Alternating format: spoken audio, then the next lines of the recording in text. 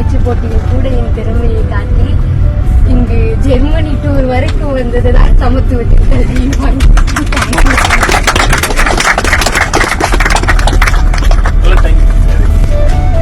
ஜெர்மனில சமத்துவ பாடத்தையும் இளையராஜா பாட்டையும் கேட்கறதே ஒரு நெகிழ்ச்சியான தருணம் தானே. அந்த மாணவிகளுடைய சந்தோஷத்துக்கு ஈடு இணையே இல்லல.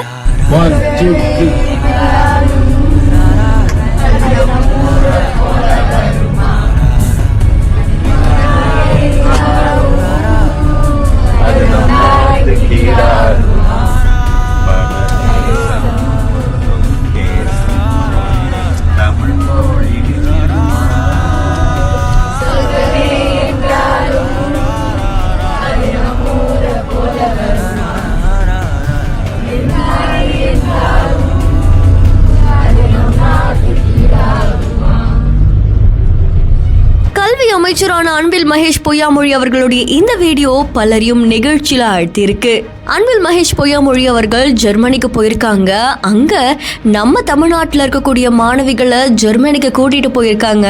அண்ட் அந்த மாணவிகள் அவ்வளவு சந்தோஷமா அங்க பயணிக்கிறாங்க.